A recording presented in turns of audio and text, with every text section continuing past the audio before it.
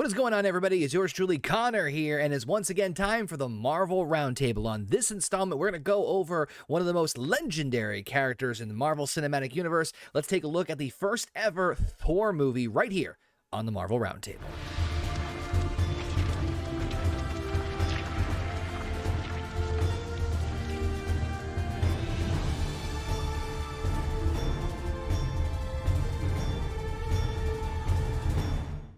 What's going on, everybody? It's yours truly, Connor here, part of the Horny Goat YouTube channel, and of course, the Horny Goat Podcasting Network. And welcome once again to another edition of the Marvel Roundtable, where we sit down and look at every single movie and TV show in the Marvel Cinematic Universe. You guys know me, I'm Connor, the artist formerly known as OKFave. And of course, we've got with us the esteemed members of the Horny Goat crew. First and foremost, she is absent on camera at this moment, but she is returning. We've got the power couple of the Horny Goat, JP and Heather. Just perfect timing. JP and Heather, what's going on, guys?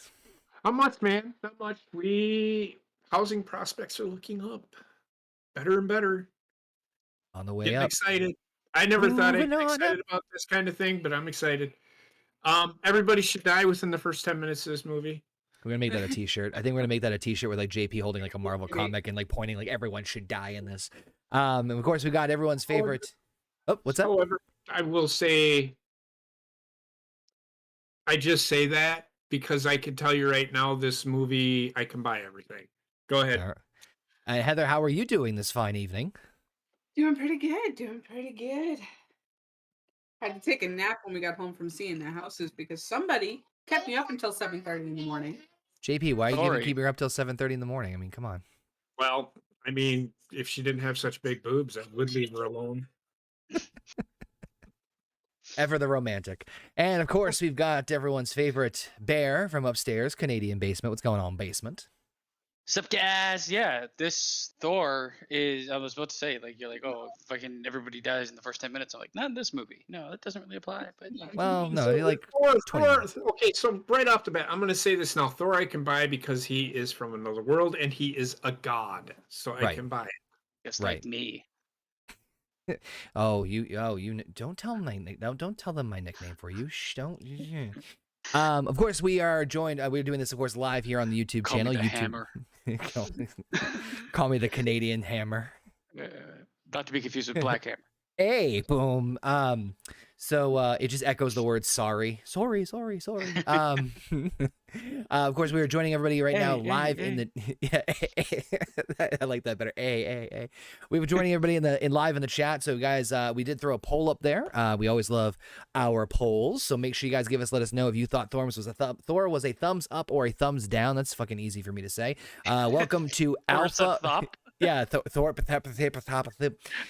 shutting down. Alpha, Peter Parker, Jurgen, The Harsh Truth, Frank, The Real Cody. What's going on, everybody in the chat? Thank you so much for joining in. Let us know your thoughts as we break down the Mighty Thor movie that was released in 2011. Of course, we're still part of MCU's Phase 1, but Disney has purchased Marvel at this point in time, even though it's still being produced by Paramount. But before we get into that, without going into too much spoiler territory, we'll get into like this and we'll talk a little bit more at the afterthought. I'll be honest, I really like this movie. It's one of my favorites for the Marvel Cinematic Universe. I forgot how good this was, and we'll get into the specifics as far as why. But JP, despite nobody dying in the first 10 minutes, you guys thought it was good, right? Well, I mean, Thor gets hit by a car, he should die, right? God. Well, So I'm joking.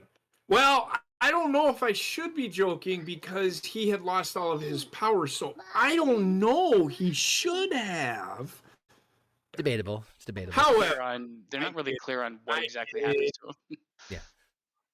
Well, what in the Marvel universe? How much does this guy weigh? He's supposed to be like huge, right?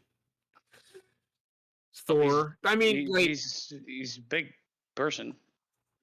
Okay. I don't know how much he weighs. He's all top heavy. Chris Hemsworth is already like 6'6", like 270 pounds. I think he's only like 6'2" or something, 6'1". Right, he's a big boy. He's a big boy. Actually, I think he's 6 movie. So, but Heather, what did you think of this one? Without going into too much detail, Did you want to I'm play gonna tell you bongos on his after chest?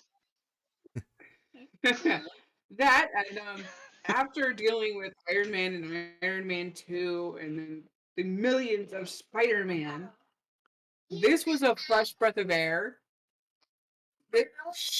This was a fresh breath of air for me, and it brought me back into the Marvel universe in a lot of Ooh. ways. All right. When it first I came out, actually agree with that statement 100% after Iron Man 2. Like, I I mean, remember yeah. watching these in that order, and I was like, Iron Man was good. I liked it. Iron Man 2 came out. I'm like, oh, God, they're fucking it all up. And then this came out, and I was like, well. Frank says in the chat, it's grown on me over the years, but it's my least favorite Marvel film. We'll get into more why, Frank. I'm actually curious to hear your thoughts on this. And Almighty One joining us in the chat saying, Natalie Portman dumped, left Anakin Skywalker for Thor. I think that's an upgrade in my personal opinion, but I mean, Santa gifts everywhere. it's true. Tatooine's just like, yeah, just fucking. Well, I'm just gonna say this right now. Natalie Portman was a horrible actress in fucking Star Wars. So actually, I think it was more the writing of the script that was terrible. Yeah, Well, but I mean, she did a terrible. She's not a terrible actress, though. Yeah, I was gonna say I've seen her in Black. I saw her in Black great. Swan. In Black Swan, she was Pretty good. fucking psycho, and I mean that in the great, like in the good ways. She just played a terrible character. Annie, I want to fuck you. But that being said, let's talk a little bit about like the development going into this movie real quick, and we'll just kind of rapid fire this, not wasting too much time. But funny enough, so the history of the Thor movie going into the MCU is kind of like a lot of the things in the early stages of Marvel and the early stages of like the development of the movie. So basically it got kind of bounced around, but ironically enough, the person who wanted to originally envision an idea for the movie or to create a movie based off of Thor in Marvel was Sam Raimi, the developer of the Spider-Man trilogy, and who, as of this recording, although I think they're finished at this point, is going to be the director of the new Doctor Strange movie that's coming out, which we'll obviously get to way down the line. But he met Stan Lee and pitched the concept to 20th Century Fox, but they're like, huh? And basically the idea was just left on the table for quite a while until Marvel Studios obviously started to expand and get rapidly, a lot of popularity, especially with the success of the X-Men movie. Originally, the Thor series was actually pitched to be a TV show where it would be kind of along the lines of the Incredible Hulk, with him having like a secret identity like he does in the comics, and then being the almighty Thor, kind of like Bruce Banner. So it'd be kind of a weird amalgamation of different adventures, but obviously it didn't really fly. Interestingly enough, though, that the rights to Thor movies kind of got bounced around once again, ultimately landed in Sony's hands for a hot minute, until they ended up going right back over to Paramount Productions and Paramount Pictures, right back into the MCU. So it's kind of interesting that like a lot of these Marvel properties are just an absolute mess as far as just being like hot potatoed all over the place until they get funneled into like one mainstream area. So just crazy to see like how much of this was just kind of all over the place. I also feel like, I mean, in that case, and especially for a lot of these properties, it all happened right place, right time. So they had the technology there to, because I mean, a lot of this fucking movie does a ton of CGI in it, right? Right, of course. But you wouldn't like it would not.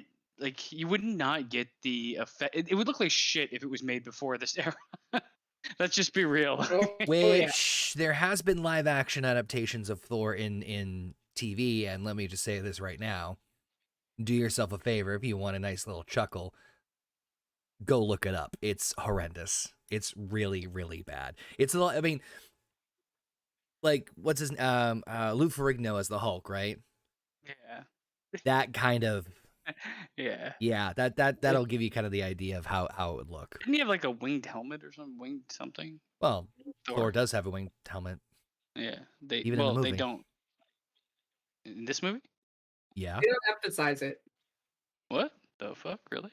The very beginning, he's wearing the helmet. Yes, I blacked out during that. I was about to say, did you do the homework, Baseman? I did watch it. I watched it earlier today. When they're done doing Odin's overture, Yep. basically, with his introduction to the movie. Yeah. And then it goes to Thor with the helmet and the hammer raised up and him just going. Well, he never wears it again. Okay, I'm sorry. So the only other part I'm going to mention real quick, because I don't want to spend too much time on the pre-production side, but the one thing I did want to mention is obviously, and this is something that I think was very interesting, is that you obviously had before we did Iron Man 1, 2, and The Incredible Hulk, and those had pretty strong lead actors. You of course had Robert Downey Jr. and you had Edward Norton at the time for The Incredible Hulk. This one, Chris Hemsworth, I always say Hemsworth, it's Hemsworth. Chris Hemsworth took the lead, obviously, as Thor. And what's even more interesting is the fact that the wonderful Tom Hiddleston, who plays Loki, originally auditioned to be Thor. And if you can look online, there are actually auditions of him in long blonde hair trying to be Thor. Now, the reason I bring this up is for two reasons. One, I cannot see, like, I think Tom Hiddleston is a fantastic actor, but I cannot see him being the, He's like, not kind of like Thor, yeah. JP and I were talking, like, mentioned this earlier, like how he's like a big guy, right? And like Tom Hiddleston's not a big guy. He's a slender build, and he just reeks. He's the perfect Loki. He is. That's why I got the Loki shirt. But on top of that, it's kind of not that they haven't done work before, obviously, but essentially Chris Hemsworth and Tom Hiddleston were virtual unknowns, at least in comparison to obviously the likes of Edward Norton and Robert Downey Jr. So I think this is an interesting way that like Marvel has sometimes a nice little blend of using established actors and actresses for like the right roles. And then obviously they kind of, I don't want to say take a gamble, but they introduce new actors into these roles. And they sometimes, I think Marvel personally does one of the best casting jobs for their characters. Well, look at the rest of the cast for this movie, right? They hit yeah. a home run with all those, and they're established actors. Right. And they bring in the two newer, I guess, unknown to American audiences. Yeah. And they hit it out of the park with them too. So, I mean, JP, Heather, do you think you guys could see Tom Hiddleston as Loki, and what do you, or as Thor, and what do you guys? Yeah. Heather's just like, as soon as I brought it up, she's like, "What the fuck?"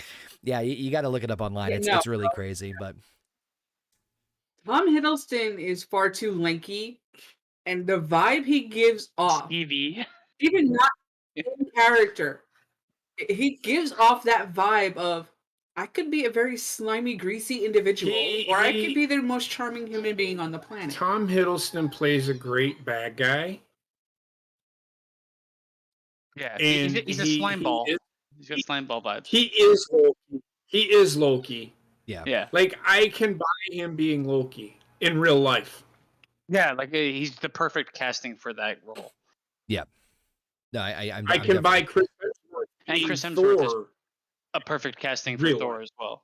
Yeah. Still weirded out about the blonde eyebrows. I know everybody knows that. For some reason, was it just me, or did the guy look like a vampire this whole movie? Oh no, he did, and I think he was like white fucking bleached. They bleached his skin or some shit. It's the eyebrows, man. I'm telling you, it's the eyebrows. What were we gonna say, JP? I think they did it because Thor in the comic books, I mean, is white haired. So they tried making him look the part as much as possible. They didn't need to. His hair changes to like regular blonde, and his skin gets darker in the other movies. Yeah, it looked a little like albino-ish. Yeah, it was a bit too creepy. It looked like he was a CGI character part of the movie. Yeah. To be honest with you. Especially when he started like crying. I was like, yo, you're all fucked up. Well, with that being said, let's kick into gear and let's actually talk about the movie here. And there's a good amount to talk about, and we'll kind of break it down as best we can. So of course, we get the very first thing we see is Thor is hit by a car. That's a great way to kick things off. He's dead. But he's dead. See, told you, fucking first 10 minutes. It's every fucking Marvel movie. I really like the way they started this movie, to be honest. You did or didn't? I do too. I did, because it wasn't like this origin. They delayed the origin of why that happened till later. In favor of... I thought you were going to say they didn't do an origin story. It's like they literally start the origin right after that scene. What they did is they did the future before the past. The past. It worked well though. Don't get me started on time travel. With the comment that they made, it's like, where did you come from? And then they go to this is how it happened. I kind of... It's like, where'd you come from? Where'd you go? Where'd you come from, Cotton Eye Joe? But but we see Thor getting hit by Natalie Portman and her crew. We don't know exactly the full details of what's going on, but they then segue into essentially the first act of the movie leading up to this point. So the very first thing they mention is that in 965 AD, Odin, the king of Asgard, by the way, once again talking about perfect casting, Anthony fucking Hopkins. I love that man. He's a fantastic actor, and I think great narrator for the movie. Loved him in this role, especially in not Thor: The Dark World, Thor Ragnarok, even though he wasn't there for a hot minute, but especially in this movie, this one, love it. So they mentioned that, of course, Odin, the king of Asgard, wages the war against the frost giants of Jotunheim and their leader Laufey to prevent them from conquering the 9 realms, starting, of course, with Earth. So they go back and mention how the frost giants invaded Earth and that the Asgardians basically prevented it from happening. The Asgardian warriors defeat the frost giants in Songbird, Norway, and seize the power of the source of their power, which is known as the Casket of Ancient Winters. Basically, it's an ice box, both figuratively and literally. It just turns everything into ice. So they cut forward to present time, where basically you see a little bit of different things about what's going on in essentially the growth of Thor and Loki as kids into young adults. You see that Thor is a little bit more arrogant, cocky, and a little bit more strong-headed. The best way I can describe him in this period is he's the Mufasa and Scar. I was gonna say he was the fucking football jock in high school. Like he's like, yeah, I'm gonna beat him up, and like, you know what I mean? Yeah, right. So we see that obviously him and Loki are kind of different in terms of their approaches, but regardless, Thor's the firstborn. He's the firstborn, and he is going to be ascending the throne as king. So just as Odin is about to proclaim him as king, where he takes off his winged helmet. That wasn't in the movie.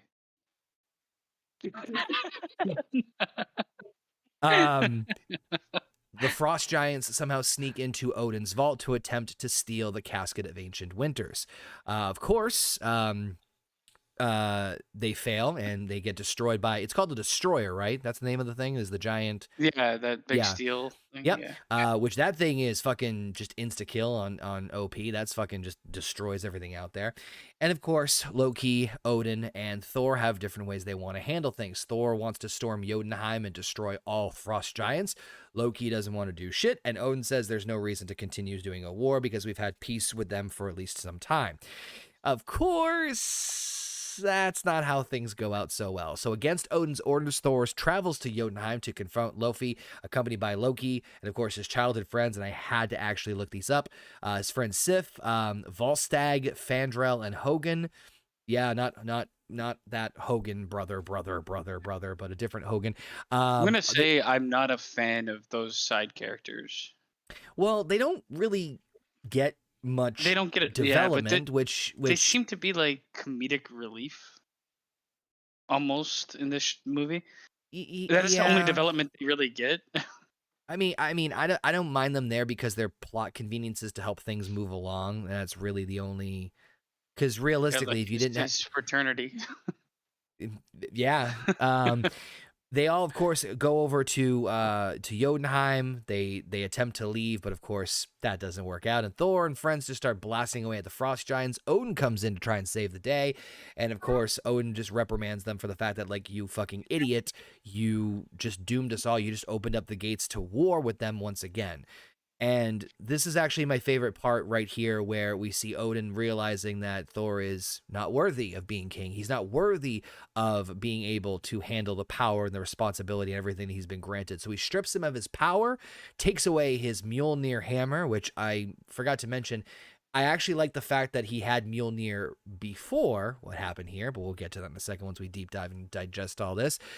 He takes away Mjolnir, takes away his powers, and banishes him to Midgard, also known as Earth, but also does the ancient whispering prophecy of putting a label on Mjolnir that only he who is deemed worthy shall possess this and possess the power of Thor, and throws the hammer into the same Bifrost, which is the area that shoots them off into different realms, and casts away Thor into Midgard. Now, a couple things to digest here. First and foremost, I love this interaction and this build between the whole idea of Thor being not worthy and being this arrogant, cocky prick who has to kind of learn himself a lesson. I think it's a simple, straight story, very easy to understand, very easy to follow, and it's able to, you know, they're able to make it breathe in the right moments. And of course, this acting being between Chris Hemsworth and again Anthony Hopkins is just fucking fantastic. I do like that Thor had Mjolnir before and then they put the whole worthy thing on him afterwards, because that would obviously be fucking ass backwards. It's like, where you were worthy, Loss now of you're power is yeah, it was a good it's a good pivoting point for the movie to get him to realize humility, right? yep. Yes. Right. The only question I have about it is worthy according to who? Odin. Odin or the hammer, or yeah, it seems like it makes you think like it was some like higher power than all of them, even though they're gods. Like, I can believe Odin. I can believe Odin since he was the one who gave him Mjolnir, or at least it's suggested he gave him to Mjolnir, or gave Mjolnir to Thor. He obviously put the enchantment on him. it feels like an overarching higher being that would be judging. Right. So it's like, well, But who's that? Who said? Yeah, that's just funny. I was just like, But either way, this was one of, if not my favorite scenes in the whole movie, with this interaction here with Thor being banished. I will also say, and I just want to touch on it really briefly, I do actually, the way that they visualize Asgard, Mhm. I do like the way that they show it on screen.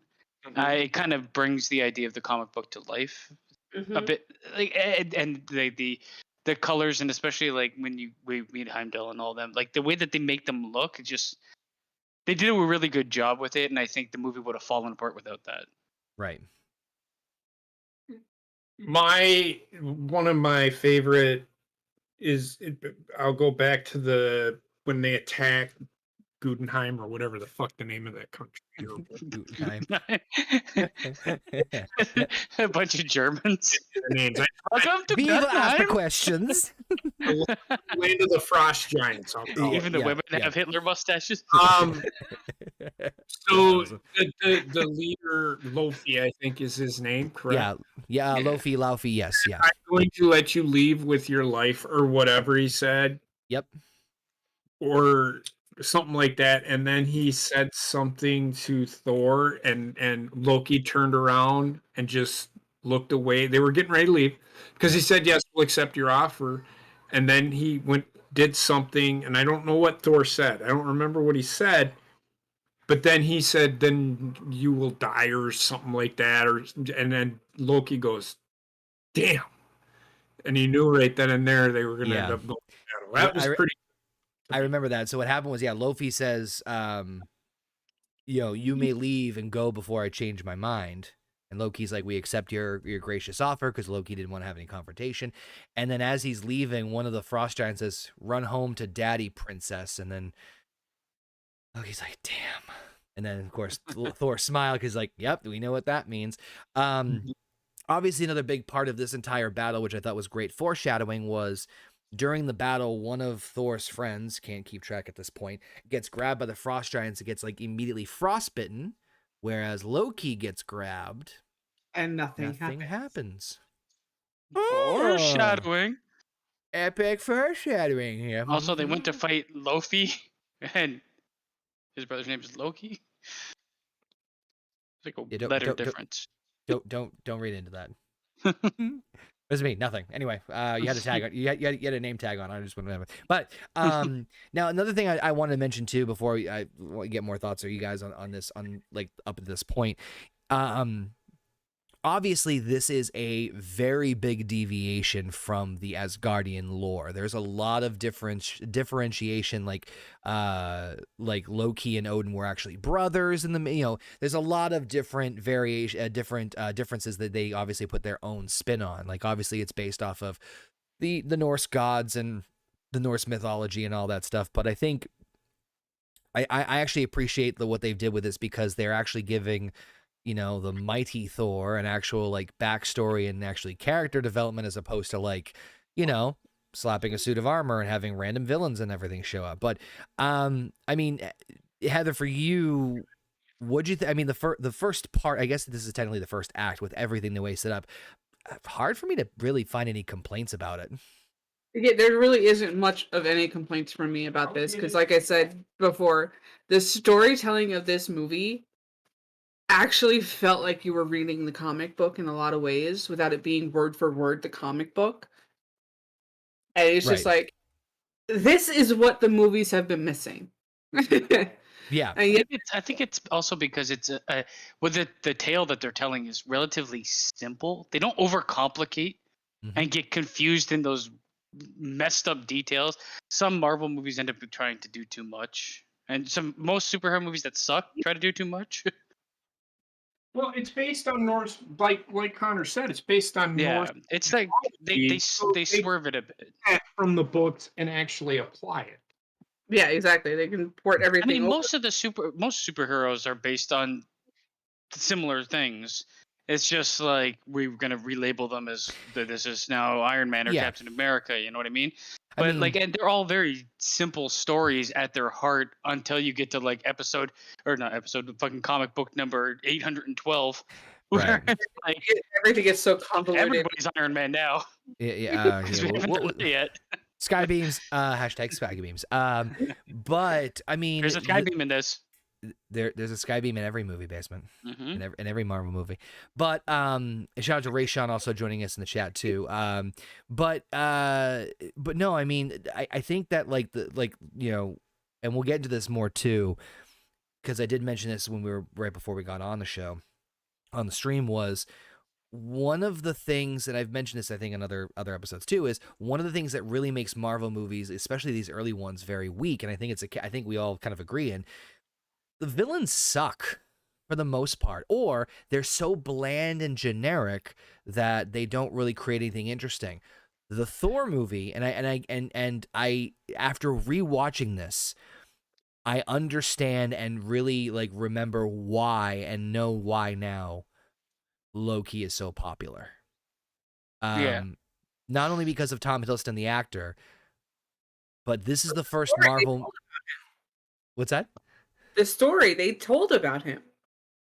It's not crazy complicated, but he has enough mix of charisma and motivation and he's an interesting villain. He's not black and white. There's shades of gray. There's parts of it that you can kind of relate, parts of it you can kind of agree with, and it makes it very refreshing after seeing the last 3 Marvel movies. And not to mention, this is the first step of it being family turning on family. Yeah. Though it's labeled Thor, 30%, if not 35% of this movie is dedicated to Loki. Right. Because he's as integral to the plot as Thor is. They're just different sides of the spectrum, right? Exactly. They actually did more character development with Loki in this movie than they did with Thor. I agree. Not it's just because there's a drastic change.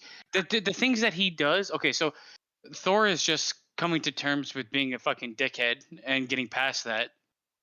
But Loki's is what's driving him is so much deeper. Right? It's like you're not who you think you are, and you've been lied to your whole life. Exactly. The betrayal of the one he thought was his father, finding out he's actually these ice giants that have been killed by the thousands by his so-called father in his own hand. So I know Connor's got the. I don't know if I believe that. The character development for Thor was there, and it's there throughout the movie. I just think this movie, you needed to develop the bad guy in order for the good guy to. I actually believe that in every movie. You need to have development in the villain in order for the good guy's cause to mean more. The villain storyline is always going to be more intriguing because it's usually from a deeper or darker place that turns somebody into something so horrible. Right. I mean, Go ahead. I'm sorry. No, sorry. No, go ahead, Jimmy. I was just gonna say it's why the original Star Wars movies are so fucking good. Yep. Yeah. You're not wrong. I mean that's I mean we've all watched wrestling, right? Right. That it's the same in any in almost any narrative story that you tell that's along these similar lines. The villain always helps drive the hero. And the reason I gave that look earlier wasn't that I don't think that you guys are wrong. I agree with you that I think Loki gets more character development than Thor. I think that depending on the scene in the moment, Right. Well, yeah. there are like I think Loki gets more character development. I'm not going to sugarcoat that, but I think that there are certain A different type of character development. Thor's Yeah. was kind of rushed. I'm not going to bullshit you. It's just like I'm fine now. But I think the big one for me, and we'll get to it in a second, was the scene with when Loki visits him in when he's captured by Shield. But we'll get to that in a second because that's I think the big one. But anyway, let's fast forward because I do want to get to certain pivotal points in the plot. And we'll go type more deeper into that. So Thor lands in New Mexico, get hit by a car. We're caught up. Where astrophysicist Dr. Jane Foster, her assistant Darcy Lewis, and Dr. Eric Selvig find him. The local populace also finds Mjolnir as it's actually hurled off into a pit somewhere else and found by several farmers, where we get, of course, our fantastic Stan Lee cameo, which, God, I love these cameos. They're so much fun, where he's, of course, just a pickup driver trying to... I gotta say, this was the best one out of all of them so far. Because Yeah. like getting out of the truck, did it take off the whole bed? Did it work? Did I get it? Yeah, it was just fun. Of course, it's catching up with the end credit scene we saw from Iron Man 2 where Phil Coulson finds it. By the way, remind me also the fact of, wow, it's really a fucking good thing that Odin put that whole caveat of if only someone be worthy picked up Mjolnir's hammer, because otherwise East bumfuck guy with the trucker hat on would have just picked up like, what's this thing? And then just fucking, You are I'm the gonna god. I'm gonna get some beer. Another great line. They had some great one-liners in this movie. Like the girl that plays Darcy, her name's Kat. Yep. I Yep. can't Yeah, right, remember. Nice, Kat Dennings. Chris Hemsworth is one of the. If you're a woman, you're wet. I'd fuck him. So one of my favorite lines again in the movie is the one-liner: "If you need CPR, I'll give you CPR." After she tased him. Yeah, it was funny. Yeah. She said he's a hobo, but he's shredded. Yeah, I mean, I know he's homeless, but I've never seen a homeless man so cut. Yes, yeah, Yeah.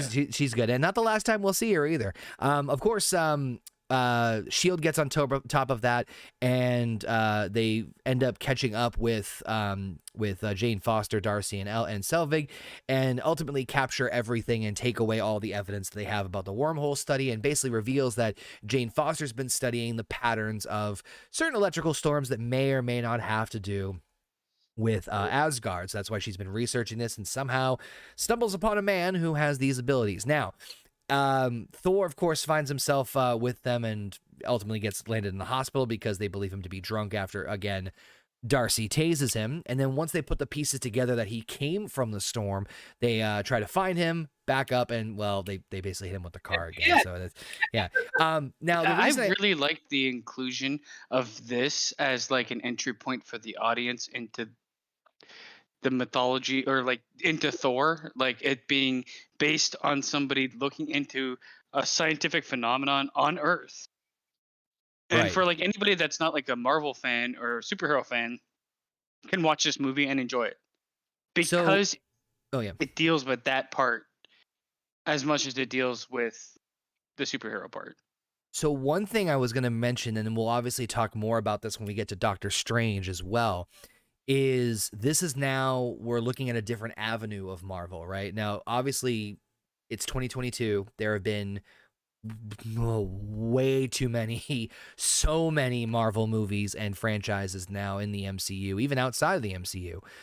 but they kind of follow into, some of them follow in different realms. Obviously, movies like, or things like WandaVision, Doctor Strange, and Thor follow the mythical and mystical side of the universe. Obviously, you have things like Guardians of the Galaxy, which goes into like space. Then you have more like the ground things, like science, as JP would say, the Iron Man and the Incredible Hulk stuff. So you're getting these different avenues of different areas that Marvel can tap into, or different like realms, I guess you could say, for lack of a better word.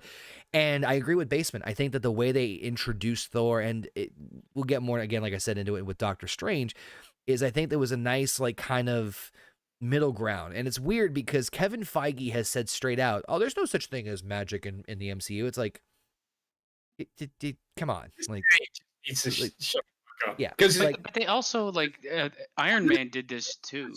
him saying that just turns people like me off. And then I raise questions. Well, no shit. Fucking science. science. What were we gonna say, Basement? Iron Man does this as well. In the first Iron Man movie, it uses like the basically the race for like world domination or like weaponry as like an entry point that the audience knows things about to kind of get into the Iron Man world. Right. I see what you're saying. Like Yeah. like that's why these usually the origin stories for these movies or for the superhero movies are usually, for me at least, the strongest, because they exist in a realm that I can understand because I also live in part of that. Right. But when you look at like Guardians of the Galaxy, and it's completely, I mean, he starts on Earth and he immediately gets taken away. Yep. Boom. Gone. I mean, but I think that's what Kevin Feige was trying to get at, was that he was like, it wasn't so much like, oh, magic doesn't exist in the MCU. The part of the longer interview was basically saying that his goal with a lot of the Marvel movies is to, and I know JP might roll his eyes on this one because everyone dies every 10 minutes, is to try to establish it and to be as realistic as possible. As possible. Or base it in realism. Come on, man. Yeah. The thing is, like, okay, so I think they could have done a better job in general of making things more impactful to people that aren't super abled. But there's going to have to be some, like, give in order for these movies to even exist. Yeah. I mean, if it or else you're in a rated R terrible fucking gore fest. 1/3 of the population died by Iron Man. An idiot. Just gonna fucking say it. Well, again, goal. I'm not saying he achieved his goals. Making millions. I mean, I understand his statement, but don't be a dumbass your whole life, dude. That being said, we of course see Jane Foster and Darcy and everyone try to basically help him out and help Thor out, trying to understand what's going on. He's of course spouting about him being Thor, and of course the scene where he's this coffee is great, another, and smashing the cup, which I just enjoyed that one. I didn't do that, and he's like, I wanted another. All you had to do was ask, Nick. That's all you needed to say to me. Yeah. I meant no disrespect. Like, don't break shit, it's all right? It's the fish out of water comedy that works so well, and he does a great job with it, to be honest. Well, the best part is that, like, he's not a total fish out of water. He speaks English, right? Yeah. So there's like little things that he goes into the pet store and asks for a horse. And they're like, we don't have that. We have cats, dogs, and birds. He's like, all right, I want a big enough one to ride. Like shit like that, where it's like, it's just enough of it. You know what I mean? Like you can, it's good shit like that. So, we basically see Thor's like, oh, he hears about a satellite landing. He's like, nope, I know where that is. That's fucking Mjolnir. I'm gonna go there. If you can help me get Mjolnir, I'll tell you everything you want to know about everything, since S.H.I.E.L.D. confiscated everything, right? In the meantime, this is where one of the big reveal is. Loki, of course, finally discovers the truth after exploring through Odin's mystery vault and getting a hold of the casket of ancient winters. He finds out that, yes, he is indeed a frost giant himself after turning blue and turning his eyes red, and that he is actually the adopted son of Odin after the war between him and the frost giants ended. Loki confronts Odin about it, which this is another fantastic scene. Where they basically go back and forth, and Loki says, why did you take me? You had plenty of bloodshed on your hands. You already took all the treasures. Why did you take me? And he's like, well, you were a baby. You were an innocent. You were an innocent in this thing. You didn't cause this war. He's like, you already killed so many. Why'd you take me? And then he reveals, well, I would have thought that maybe, you know, you would be the first step in you know, mending our relationships together with the frost giants. And he goes, so I'm just another one of your treasures that you kept away to use when you. I'm like, ah, damn, that part particularly was really, really good. You know that hurt him bad because then he's like, I have to sleep.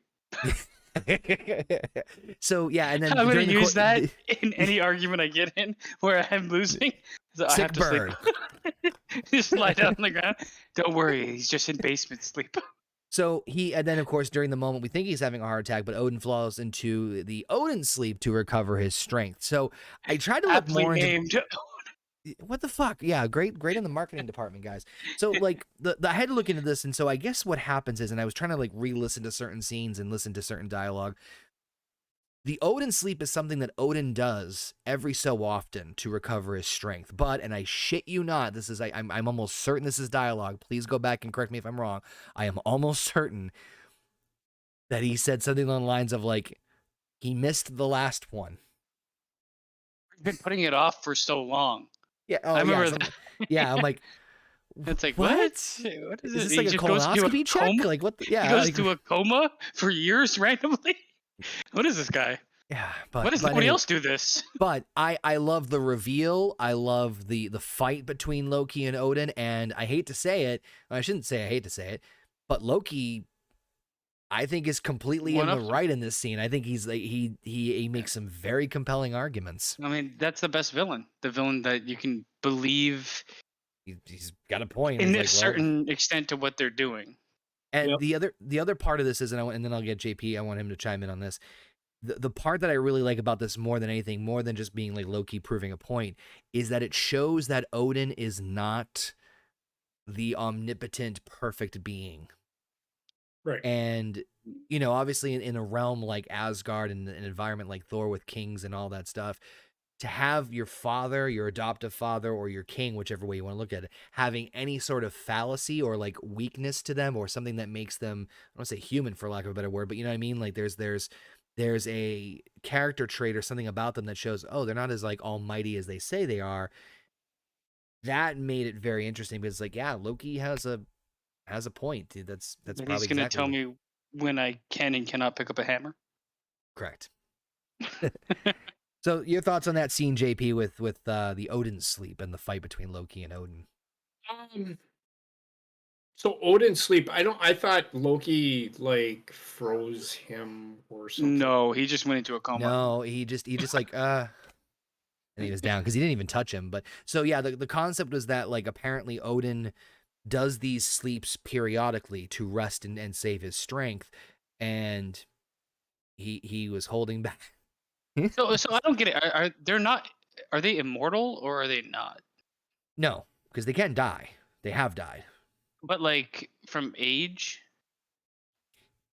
Asgardians are weird, man. We'll get more into well, especially in Thor Ragnarok, they blow they fucking rewrite the whole thing with Asgardians, but that's another story when we get to Thor Ragnarok. But no, they are not immortal. Asgardians have died. I think they age very slowly in comparison. Well, I know they can die. Sorry, yes, but like I guess like this is his way of staying alive for longer periods of time, or a long period of time, or something. Most likely. That's my guess. It's pretty convenient to just fall down on the stairs when you're losing an argument, though. I enjoyed this scene. I enjoyed almost everything in this movie. I didn't really catch that. I thought that Loki did something to him to make him fall asleep or whatever. Mm. He told him it was bullshit. It was all right. I mean, I wholeheartedly agree Loki wasn't right. And again, it makes you think, is he really a bad guy? Yeah. Is he really a villain here? Eventually, he becomes pretty... Well, but no, but he's... What I'm saying is... Yeah, no, it's what you want from a villain. The ambiguity. Right. Mm-hmm. Yes, that's the You want to have shades of gray. You want to make it relatable, or you want characteristic traits or motivations that are relatable. It's Yeah, just evil for the sake of evil is boring. we've seen it not work in 3 movies, maybe Right? 4, maybe 4. Fucking Hint, hint. abomination. I mean, That was his name should have ridiculous. been the hint. So, with that, Odin is off the table. He is now in his Odin sleep. What Well, a he's on the fucking table, really. what a fuck. Well, he's on the bed, but he also, I mean, what a fucking egotistical person to name a sleep after himself. Am I gonna take a Connor sleep or a I must basement take nap? I must take an Odin sleep. Sorry, bitches. After I drink my Odin coffee. Hey, what? You fucking This is not an Odin breakfast, bitch. yeah. Odin breakfast. I wanted my Odin eggs scrambled and my Odin Didn't bacon. sign up, you whore. Uh-oh. Now clean that up with the Odin broom. Like, what the fuck? Like, You stop gotta putting your name stop in doing shit. this. We're gonna be doing this Just all a fucking broom, stream. man. No, No, that's the stop. Odin broom. That's the Odin broom. What's the difference? It's better. So anyway, Loki then, of course, takes the throne since, of course, Thor is is still banished. And so Loki has no choice but to take the throne in Odin's absence, and offers Loki the chance to kill Odin and retrieve the casket. So behind enemy lines, we find out that, yes, it was, shock of all shocks, Loki who decided to let the frost giants in during his brother's swearing-in ceremony. But he did it more just to kind of ruin his brother's day, but now he has an opportunity to truly rule Asgard permanently. So his plan is to sneak more frost giants in, have him kill Odin, and then he'll give them the casket, and then that way Loki can take over permanently as the king of Asgard. So,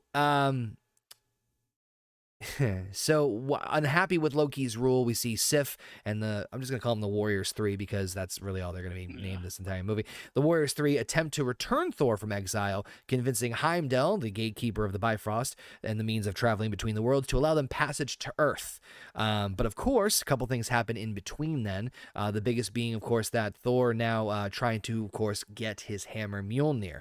He tries to get a hold of Mjolnir and actually finds and locates it, beating up several shield bodyguards, which I know JP and I were talking about this before. This kind of falls into the category of, so what the fuck are his powers? At least as far as we know, he is relatively human because he was susceptible to, well, getting fucking drugged and getting hit by a car. But he obviously has increased stamina. It doesn't look like he has superhuman strength at this point. I mean, obviously picking up Mjolnir is a whole different category, but like he's able to hold his own.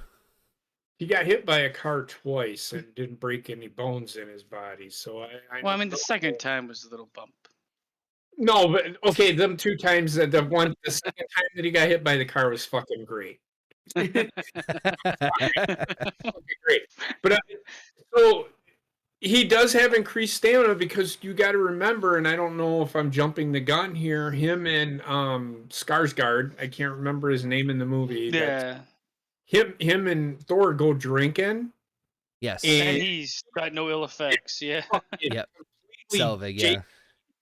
Or that happens a bit after this. And Thor is just like, Fine. I'm fine. They don't specify what his powers are. He's obviously still in some form superhuman, but it doesn't seem like the super strength is a thing. It looks like he has the strength of his physical body. Yeah, he's clearly not in the strength that he was at his peak when he had Mjolnir and everything. But of course, the big part is that we see him in the rain, the dramatic scene where, of course, he's trying to pick up Mjolnir and he puts 2 and 2 together that he can't do it.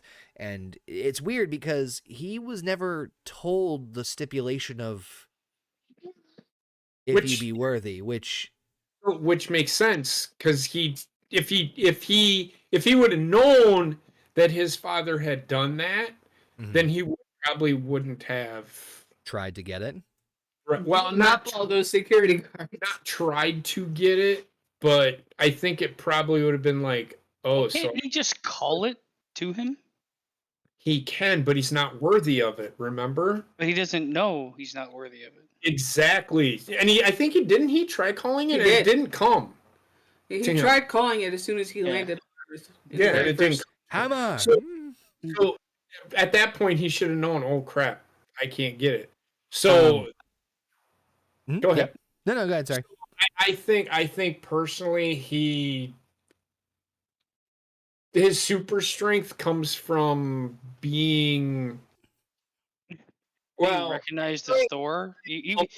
humbled by who he is. He was stripped of his godly powers, is the way I look at it. He can't control lightning, and he loses a lot of the abilities that come with that. But he's still superhuman.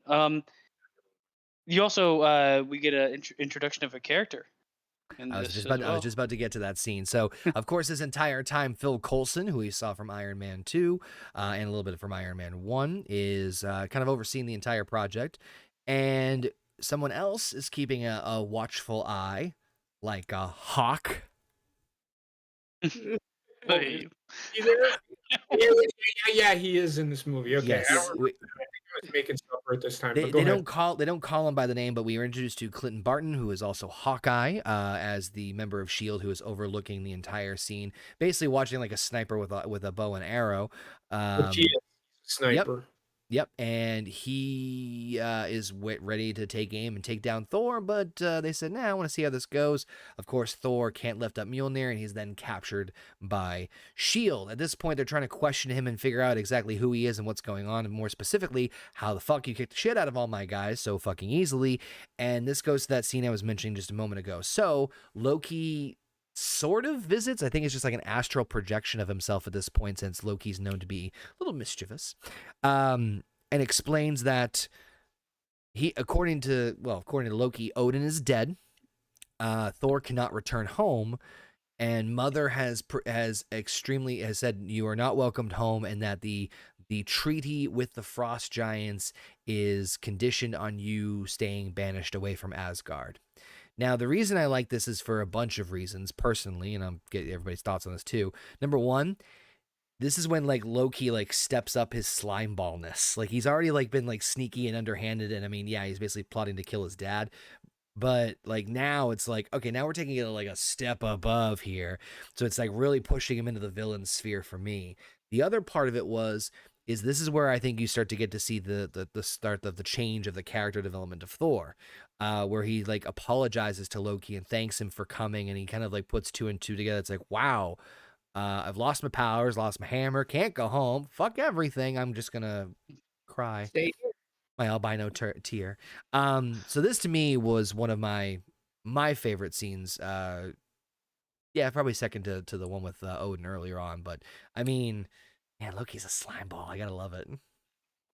Yeah, major psychological drama in this just this section alone of the movie. It was great storytelling. Mm-hmm. And it's that one moment where it's like, you already know what's all happened. Right. But then you start thinking, well, is Odin dead? And then it's just like, Loki, you're a motherfucker.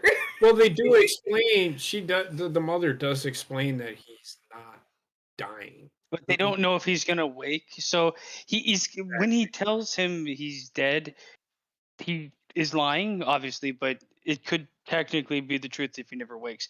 But the best part is this is where Loki will always be able to beat Thor in his mind and his emotions, where Thor could wipe the floor with him in every other way. Mm-hmm. I mean, but he uses that like to his advantage, and the best villains are the ones that play the mind games. Come on. There was a part where he is also, and I think this was obviously another manipulation tactic from Loki, where he says, "Father's dead, but don't blame yourself." Like, of course he's gonna fucking he's gonna blame him. Like you why did you say that? Rat bastard. Yeah. Yeah. Don't blame yourself. And then he goes on to tell him why he should blame himself. You don't say that. You don't say that. Just a great scene. So of course, this point, Thor is crestfallen. This is like the low point for him. That's when, of course, Selvig picks him up. He goes, "Listen, I'm not doing this for you. I'm doing this for Jane," because of course Jane Foster's all worried for him. And they go out drinking. Great scene. I love this where they're like, just like, all right, yeah, I don't mean any harm. And he's starting to put the pieces together of him being an idiot and being selfish and all that stuff. And they go drinking. Selvig can't handle his own beer, or whatever the fuck that was. Boilermaker, I think was what it was called. But anyway, Boilermaker. yeah, that was I think it's a shot in a beer. It's a shot in beer, yeah, and they're like looking at each other like they're both drinking, and then of course then end up fucking carrying him all the way back. Jane Foster and Thor get together in terms of just kind of going over a little bit of Thor's history, and they explain the whole thing of the 9 realms. And so this is kind of what we were talking about before, Basement, with the whole like blending of your ancestors called it magic. We call it, you call it science. Where I come from, it's both. It's like that's way too oversimplified, but okay, sure. I mean, I can buy that. I would say like if they're looking at science is like the beginning of magic. Yeah. But it's I don't know, whatever. Science can be magic. Or rather, Like, magic. The Science is magic for the most part. So you can see like Magical. some of the experiments that you do in science. Yeah. Like you put an Alka-Seltzer in hydrochloric acid. You create something completely new and different, right? The Yeah. reactions So of two things it's is magical. It's the reaction is magical, yes. Yeah. Or something you could put magnesium, and I think our teacher did magnesium and hydrochloric acid, and it turned pink. Or Yeah, red. but where they eventually lose me is when you have Doctor Strange doing fucking hand signs and fucking torpedo arms. We'll get there. We'll get there. And then it's a bit like We'll get there. science is more alchemy than it is fucking Yeah. that. But whatever. So at this point, like I said, the Warriors 3, unhappy with Loki's rule, attempt to return Thor from exile. And I love this part with Heimdall, the gatekeeper. They're like, "You're gonna defy Loki? Cool." And he's like, "What? Where are you going?" And he's like, "I was told not to defy, Loki from not anybody leaving." But he leaves his sword just wide. It's like I can't open the door for you. Oops, I got the keys. Woo do do do do do do.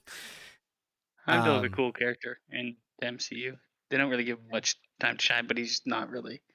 I will say it's my favorite Idris Elba character too. Outside of The Wire, I loved him as what the fuck was his name in The Wire? I don't know. I've never seen it. What were you gonna say, good. JP? About Heimdall? I thought his character was another great character. I do wish they did a little bit more with it, not in this movie, but in they tried to. Wait, he's touted as being very powerful, right? Yeah. And he's essentially a lock on a door. Yeah. Yep. They did really good. They tried in Thor Ragnarok, but they didn't really get too far with it. Yeah, then Infinity War happened. We'll get to that. So the Warriors find Thor, but unfortunately, Loki figures out the same thing and sends the Destroyer out. So of course, at this point, there you kind of you see where things are. What? No, nothing. Sorry. you okay there? A little bit of science magic. So Loki sends the Destroyer, which we saw at the very beginning, this big metal thing that can basically wipe out almost anything. And at this point, Thor has pretty much done a full 180. I'm going to protect these people. We need to get these people to safety. And of course, Thor realizes, hey, no, it's after me. So I'm going to be the one to sacrifice myself. And I love this part. This one actually made me laugh more than I probably should. It's one of those guilty laughs where it's like watching a kid fall down. Like you don't want to laugh, but you can't fucking help it. So you see Thor like talking to the Destroyer, but it's also reminiscence of Loki seeing like what's going on the throne. So it's kind of like he's talking to Loki. I like that a little bit. He mentions all that. The Destroyer goes to leave, and then just the best pimp slap I have ever seen in the MCU so far. I mean, it's not just like, it's not like he just gets like a big bruise. It's like he's fucking cut everywhere. Like it's just like double kill. Like, I mean, I've never seen a backhand so powerful, and it pretty much kills Thor, right? It pretty much kills him right then and there. However, apparently bitch slaps are make people worthy. So I think what made him worthy is what he did. This putting himself up for sacrifice to save the people is just like, okay, I get what you're saying, worthy. but he got bitch slapped. He got bitch slapped like a little bitch. I mean, that was not like a little bitch slap. That was an Asgardian, like, sit down and be quiet. Like, oh my God. Like, it's just something about the way of like, I've seen people like get tossed and stuff like that and slap like that, but just something about like the slow motion of it all, or like the way he was just fucking like destroyed afterwards.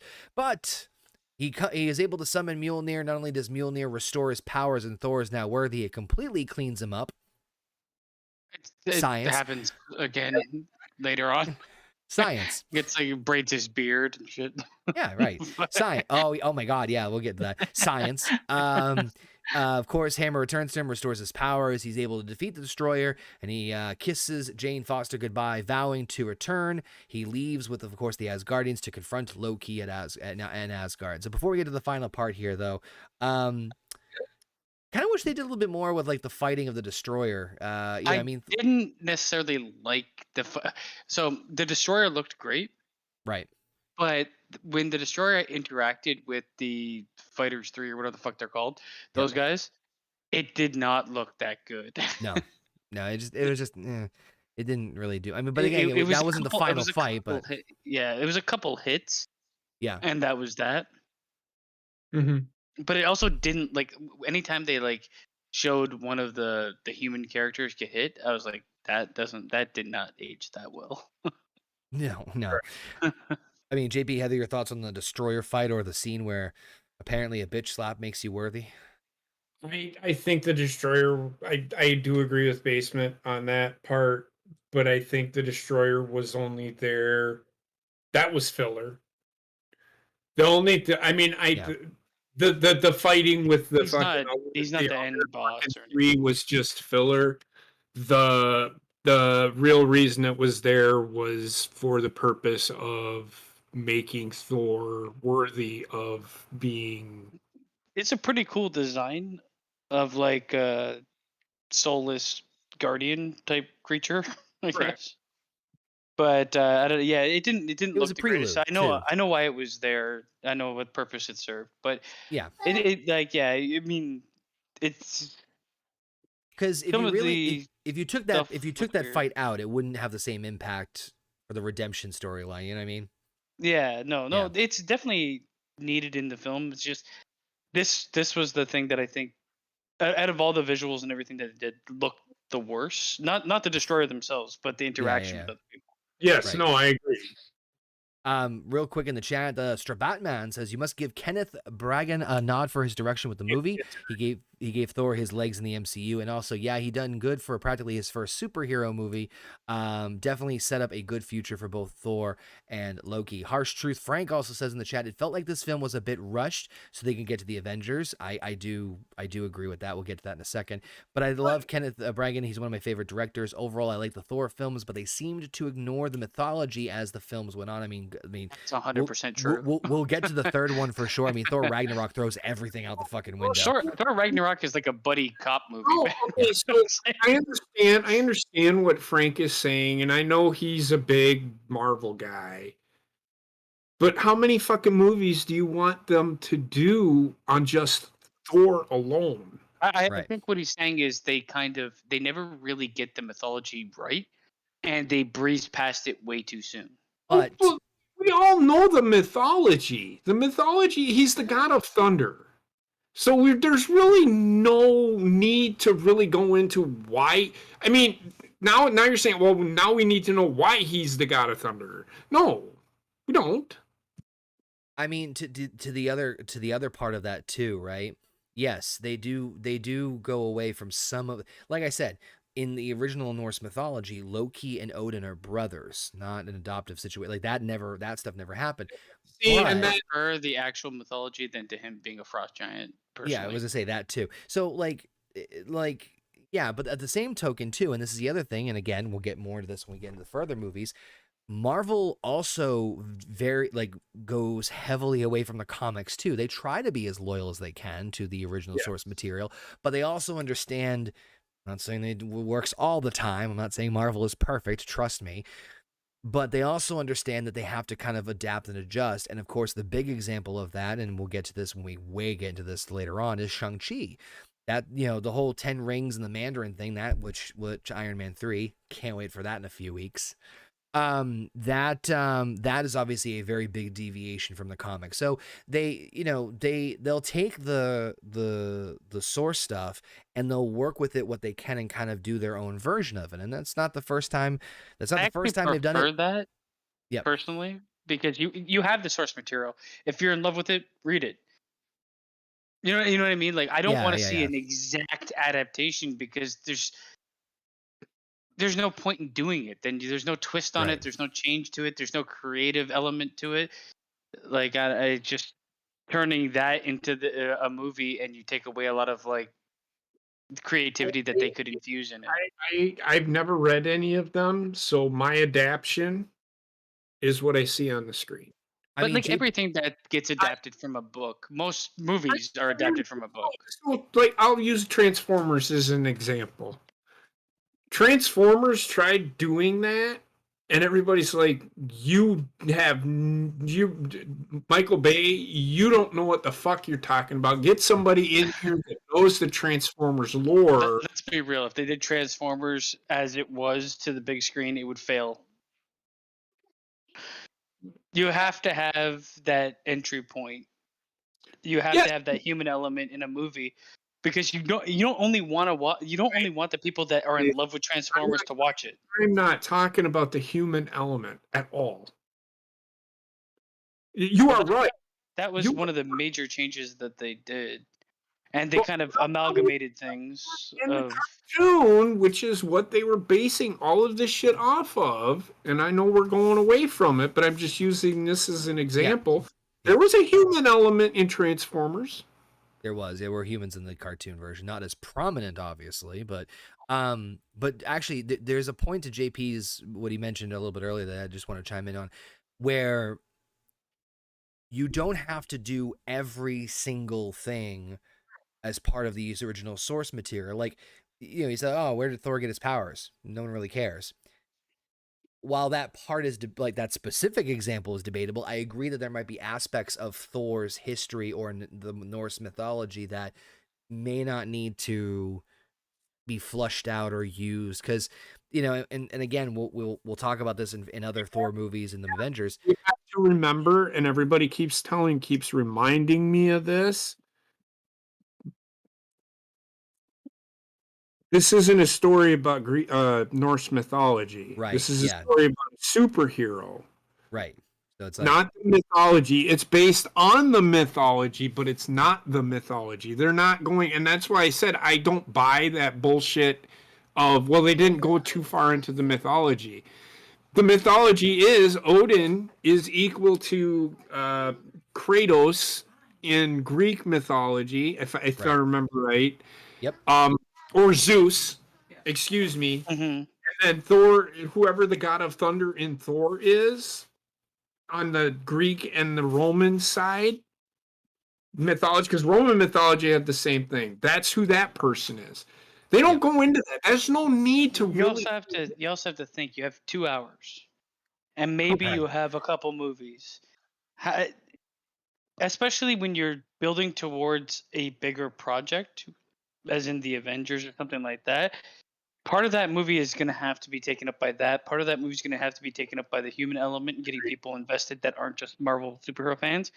And then part of that is going to have to be given to the actual comic book source.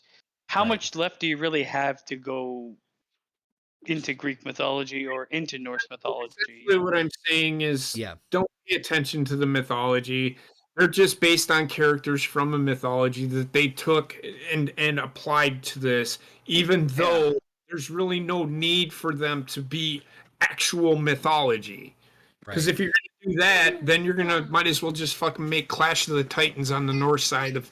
If you get what I'm going. I do. I mean, the other part to kind of piggyback off what Baseman said, in agreement with both you guys, is on the other side, this is very still early MCU. This is only the fourth movie in the lineup, so they're still kind of trying to figure out what they're trying to figure out the success formula as far as how they want to play with things, both origin and big. I also want to be very open to a wider audience as much as possible. On top of that, and I know we're trying to judge these things on their own, but yes, I think at this point it's pretty obvious we're going towards the Avengers, so you have to take that into consideration too. But Heather, I mean, what do you think about what we just kind of talk about as far as like the deviation from the mythology versus their adaptation, whether in this movie or the other ones? I mean, kind of on the same line, or?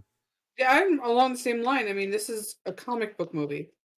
It's not a Norse mythology novel. It's based on it. The characters are based on it, but that it's kind of loosely based is, I guess, a term which you can use. Correct? Yes. Okay. The character is taken from Norse mythology, but the lore of what they do with Thor after that is completely Oh. comic book. We'll get there. We'll get there. Yeah. So, of course, the final scene, we see Thor return to Asgard. Loki betrays and kills Loki, even though he did invite the Frost Giants in, revealing that his true plan was to use Loki's attempt on Odin's life as an excuse to destroy Jotunheim with the Bifrost Bridge. Can't talk tonight. Thus proving himself worthy to his adoptive father. So it's a triple twist. Instead of just absolutely going rogue and like destroying everything, he still wants Odin's approval. Even though he's trying to. Yeah, you know, that's how it works. Thor arrives and fights Loki before. I don't think he's trying to kill Odin. No, he wasn't trying to kill him. He was trying to. It was a double twist. He wants it was a his double love. turn. Yeah. So of course Thor and Loki fight as Thor arrives on the Bifrost Bridge, where Loki's trying to invade Jotunheim and destroy it, but instead Thor, in a great dialogue between the two of them, where basically they're on the opposite sides of the opposite sides now as far as where they were at the beginning of the movie, where Thor's like, you can't destroy an entire race. It's like, didn't you just say that at the beginning of the fucking movie? But and of course, I changed. I changed. A couple of very big things here that I thought was cool. Number one, Thor fucking just pinning Loki down with Mjolnir, which I thought was fucking clever. Down, he just set it down on him gently.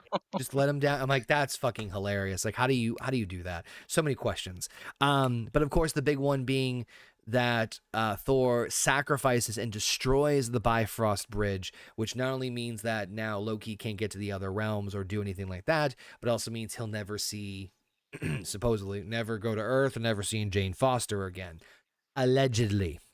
And then, of course, as things are about to get even worse, Odin awakens, great timing, apparently only needed like a 5-minute nap, and prevents both Thor and Loki from falling into the abyss underneath the Bifrost Bridge. But Loki allows himself to fall when Odin rejects his pleas for approval. Of course, he just decides to let go, and he just disappears into the vacuum of space or the void or whatever. Thor makes amends with Odin, admitting that he is not ready yet to be king. And then, of course, meanwhile on Earth, we see Jane Foster and her team trying to search for a way to open a portal to Asgard. We'll get to the post-credit scene in a second, but a lot to unpack there at the very end. Great. JP's so emotional right now. He's crying. No, he's trying not to laugh over you because Wendy fucking. I'm full on laughing right now. Sorry. No, he said you were crying, but I'm not crying. I am laughing uncontrollably. Wendy decided to grab a bag of Pop-Tarts. Begged me to open it, and I told her seveul times, "You're not going to eat it because you don't like them." So. Did you try? That's only part of the dialogue. So she said, "You're not going to eat them." She's like, "Open it." So she opened it. She said, "If you don't eat this, I'm going to throw these in your face." So Heather opens it, hands it to her, and she goes, "I don't like this." Oh, can't tell you. Yeah, I know. Can't tell you how many times it's happened. So throw it at her. Yeah. Just gonna start helicopter kicking the shit out of her. So, I just want to say, I know I know you don't want a strict interpret. I was just giving, and as far as the thing that with I've never read the comic books, so I don't know what I'm seeing on TV. What I'm seeing on the screen is what I'm getting from the movie. I'm not reading the comic books. I don't read comic books. I don't fucking read. Okay. He can't read. Fun fact. He only got his grade 2. I know you don't want a strict interpretation, but everybody seems to think that there needs to be some interpretation. There was some interpretation. It's just loosely based on the Norse mythology. That's all I'm saying. Just going off of what Frank said in the chat, saying I never said I wanted a strict interpretation. I just wanted some more elements to be used. None of the Marvel movies are direct interpretation of the comics, which is kind of what my point was, and what JP's kind of saying too is that there is, I mean, hell, I don't think there is anything there is no like straightforward interpretation of any major story. I mean, hell, Civil War, which we'll get into another thing, is that's their own version of it. There are elements from the original source material that they use to kind of create their own version, which I think bigger picture is much better. But anyway, and then Strabatman says, since the first Avengers movie, none of the heroes really had another standalone movie without featuring another Avenger. Well, not good ones anyway, but we'll get to those. But anyway, I think like yeah, having watched all the Marvel movies and everything like that, I could pinpoint certain things in a Marvel movie and say, I wish they did this a bit more, or any Yeah, superhero there's- movie, X-Men, or yeah. did that leaned into this a bit more, or Right. leaned away from this. I mean, that's kind of what we've been doing with this whole thing. Yep. Like when we talked about Iron Man 2, Oof. we would have changed that fucking film completely. Yeah, or fleshed out more, to, and this and that. But gotten rid of one thing to give something else more But- time to breathe. I will say that the ending of Thor, at least going up into this end point here with Loki and Odin and all that stuff, I mean, what an ending! I think that I think I a didn't big. really like the way that he like fell into. I mean, when I saw that happen, I'm like, Jack. he's not dead. He's not dead. There's no way he's dead. Even not knowing what was going to happen in the end credit scene or going in the future, I'm like, he's not dead. Loki is No. the best villain that they've done. There's no way. But that being said, I think the dialogue between him and Thor, the sacrifice of never seeing Jane again, pinning Loki with the fucking hammer, I Does thought he was actually hilarious. see her again? Yeah. Oh no, I haven't seen the second movie. That's one of the only Marvel movies I haven't watched. Oh, you're in for a treat. Thor: You're The not. Dark World. You're not. It's like, yeah, it's no. Sorry. But I mean, I knew he was gonna be dead. But Heather, your thoughts on the ending here with like Thor, Loki, Odin, the whole Bifrost Bridge, and him saying he doesn't want to be king. Well, he expresses it that he doesn't want to be king because he doesn't feel he's ready to be king. Right. Which that makes it so much better because of the fact that he has shown that he has changed. Beforehand, at the very beginning of the movie, he was all about being king and running all of Asgard and fighting all these wars, getting everybody under their rule, and to have that progression in the character alone was fantastic in my view. But I have a question: is this also the first time we're actually seeing the Tesseract in actual physical form? Not. Is it this scene in this movie? I thought it was And yeah. in the post-credit scene was the first time we saw it. Yeah, it's in the fucking storeroom or whatever, right? Yeah. So we haven't gotten to the post-credit scene yet, but that is the first time we've seen it. Did we not also see it in the vault with Loki? When Loki went in there originally, I don't think so. A common I think you're confusing that with the confuse casket. yeah, exactly, because it looks the same. It's just It bigger. looks almost the exact fucking same. It's just like a Yeah. thing around it, which I thought it was too. When I was rewatching the movie, I'm like, oh shit, they actually have the Tesseract. No, the casket, the ice box, basically. I thought that was the Tesseract too. It's not. So the Tesseract is no. We do not see the Tesseract until the post-credit scene of this movie, which we'll get to in a second. Yeah, but as far as the storytelling goes and seeing the progression of Thor's own maturity, I loved it. I know we're not necessarily supposed to like project into the future, but the fact that he does come across say I don't want to be king, and that kind of sticks with his character throughout the rest of the MCU. Yes. It's It's a stronger character trait, which that is more prominent in other movies and showcased more in other movies. Yeah. But I enjoyed it. I thought it was a great ending to the movie. I mean, the movie itself, it came full circle. No, like they do show him falling into fucking infinity or whatever. But I think we all knew he wasn't going to die. Yeah, Loki's such a that's- prominent character that there's no way. Yeah, I mean, JP, your thoughts on the end part with like Thor and Loki and the bridge part and the bridge fight and everything? I thought it was great interaction. I thought it was well done. Both guys, the two most, they really showed how good they are at what they were doing, the characters themselves. Mm-hmm. Chris Hemsworth looks like a guy, big luffing oaf that can't fucking act, but the guy can act.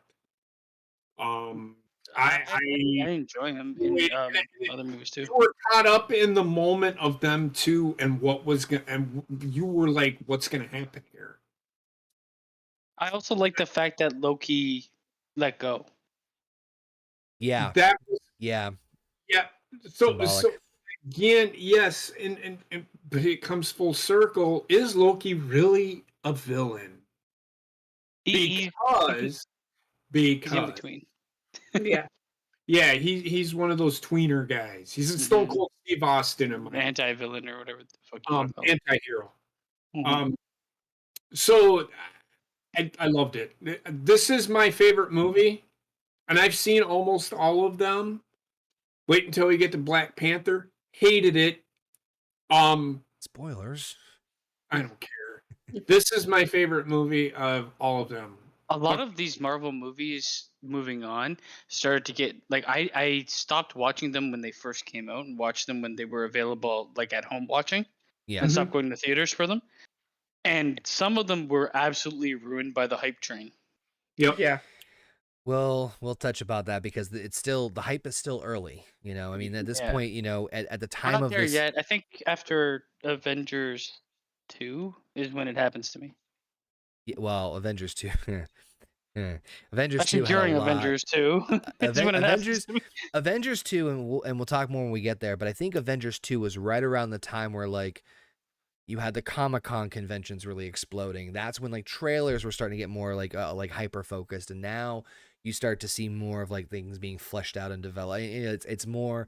There is more hype bubble and hype train on board, which we'll get to. But of course, the last thing I'll talk about before we give our thoughts is, of course, the post-credit scene. This one being, of course, a little bit more of an obvious setup for Avengers, where we see Dr. Selvig being taken to a S.H.I.E.L.D. facility, where, of course, we can see our favorite eye-patched leader of S.H.I.E.L.D., Nick Fury, open up a briefcase, asking him to study a mysterious cube-shaped like object, which Fury says has the ability to possibly hold untold, unlimited power.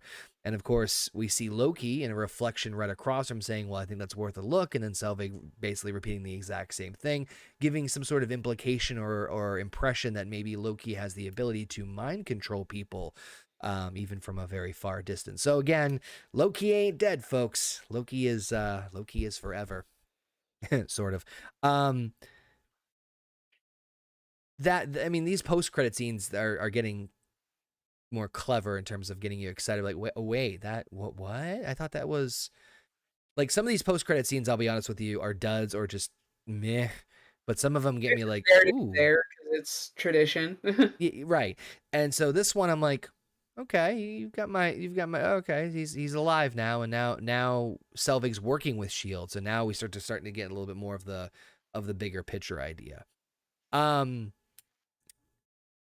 Yeah, I mean, kind of repeating, to kind of recap with everybody here, out of the 4 movies we've seen so far in the series, Iron Man 2, The Incredible Hulk, and the first Thor movie, this one is my favorite. There's no doubt about it. I think not only because the acting was fantastic, I think the really big thing was, and it was been lacking in a lot of the other movies, is a very strong, relatively simple story to understand. It's a redemption story about Thor coming back, proving his worthiness. You have, and again, I've said this before, one of, if not the best Marvel villains in Loki, for the reasons we have already mentioned on here. This is a fantastic movie, and I mean this is going to get a very strong. This is going to get like an 8.5 for me out of 10.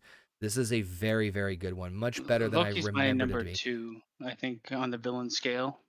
Mm-hmm. But he's great You loved Ironmonger was your favorite, right? for sure. Yeah, I knew it, called it. But yeah, I'm gonna go 8.5 out of 10. I can't really say anything more than I've already said in this review. As far as this is a very, very good one. Best one we've seen so far. Yeah, and like I said at the start of this was a fresh breath of air for the Marvel movies, and we're only 4 in. Mm-hmm. And it's just it's you see the progression in the technology for these movies, starting with this one. alone. Yep. So it's just this was the proving ground for Marvel to expand to the more lesser known characters. You know Mhm. what, Heather? To that point, a lot of people tout Iron Man as being like that. It was a great starting off point. But you got an established actor in fucking Robert Downey Jr. taking up that helm. This is like you pulled a couple people from out of nowhere that just became Nobody here is huge. heard of. Not the first, not the last time that Marvel's going to do this either. We'll talk about Which that in other gems earlier. they definitely found something with the formula of, once in a while using the well-known person, but then sneaking in those unknowns as the main characters and just blowing their careers up. They found the formula for that, and they've They found the formula for done blowing careers up. extremely That's for well. sure. Oh yeah. Yeah. But for me, I'm gonna say right around 8.5 with Connor on this movie for me out of 10. Hey, Pizzle. Like that, my favorite Marvel movie, hands down, not getting it an 8.5. All right. There. 7 to 7.5. Okay. That's still fair. I mean, that's fine. That is so. Just so everybody knows, that's as high as I get. Well, The I've seen Black you eat- Widow, We'll get there. we'll get there. Yep. Is pretty close. So, okay. All right. Go ahead, Jason. I like this movie. Okay, what did I give Iron Man? I think I gave it a 7. Yeah. The first Iron Man, yes. Yeah. So I will give this movie a 7.5. I really liked it. It's not my favorite Marvel movie, No. but it's yeah. my favorite standalone Marvel movie. Like a standalone character. Right. Actually, I like a lot of people don't like Captain America. I like Captain America.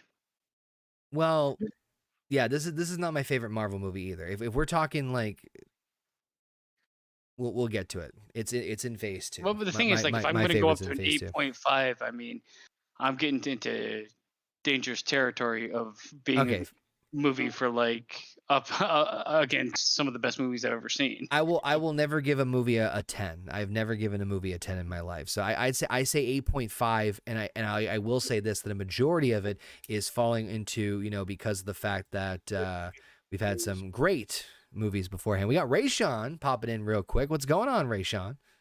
What is going on, family? Can't hear you. You sound pretty far away, man. Oh, we're gonna try this again. What's going on, family? There we go. That's bad. Yeah, there we go. We were just wrapping up our discussion of the Thor movie. Have you seen the movie? I saw the movie. Thor is by far my favorite standalone movie out there. Oh. If I was to rate I this, agree. I would give it an 8. The reason why this is a great movie, Yeah. in my opinion, is because it actually it holds your hand throughout the movie. It actually explains things to you. Even for like casual fans, like people who don't even care about comics or whatever, it actually, how you say it, it don't leave them questioning. What's this? Who's that? Or whatever. It tells you why this is happening, who's this, and why this person is important. Which And is I all I appreciate ever that. ask out of any of these movies. None of them do it except You this. you know it's a good movie when you don't have to be a comic book fan and enjoy it. Exactly. And you understand the story. Yeah. Right. It's easy to follow. So basically, you're saying you're afraid to give it an 8.5 because you're getting into dangerous territory. Yeah, I can't go 8.5. I mean, we're getting to territory of like my favorite movies, 8.5s and 9s.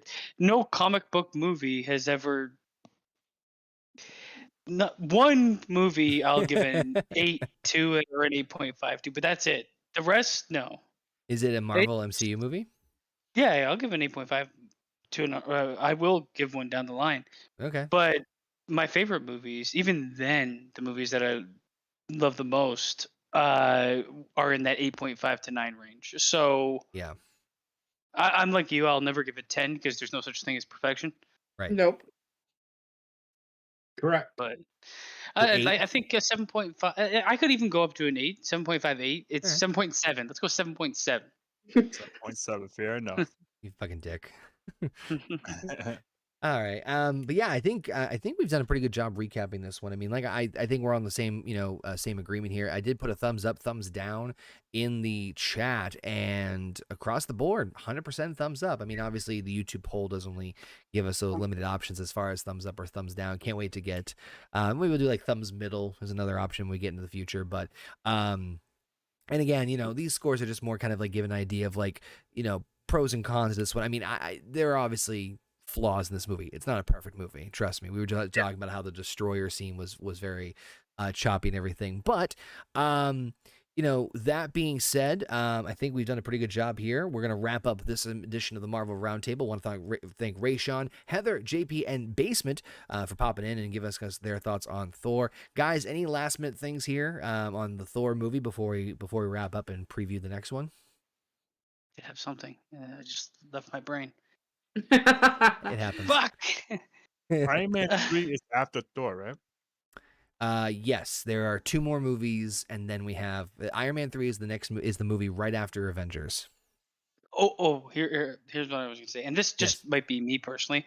Okay. I never really read, like, I read comic books when I was younger, but I never read like exclusively Thor comic books or any. It was more like I'm going to go to the comic store, pick up a couple things, and none of them were in order, and read them, right? But I think the reason I liked this so much is because it was foreign to me. Like, obviously, I know the Norse mythology for Thor, even before watching this movie, but the character and like everything was kind of a bit more. It was not like I was watching the 5th fucking iteration of Spider-Man. Yeah. Right. Yeah. You know what I mean? It was a breath of fresh air. Yeah. So that's why I think it is why I'd give it 7.7. Understandable. Yeah. Agreed. JP, Heather, Rayshawn, any last minute thoughts before we wrap up? I'm looking forward to the next one and how much this one over here bitches about it. What is it? Oh, we'll get there. I'm going to do my little outro in a second because that's my thing where I do at the very end, but I'll talk about that in a I second. wanted to have sex with Natalie Portman after watching this movie. You did or didn't? Did. I've always wanted to. Oh, okay. Yeah, pretty much Discipline, cover everything that I would, thought of. All right. Sounds good. Well, that being said, folks, thank you so much for tuning in. I want to thank everybody joining us in the chat, listening to us on your favorite podcasting stream. That's going to wrap up this edition of the Marvel Roundtable. Make sure you guys come back in 2 weeks' time and join us as we round up the final solo movie in the MCU's Phase 1. As we get ready for Avengers, we're going to go back in time to World War II as we visit Captain America, the first Avenger. He should be dead.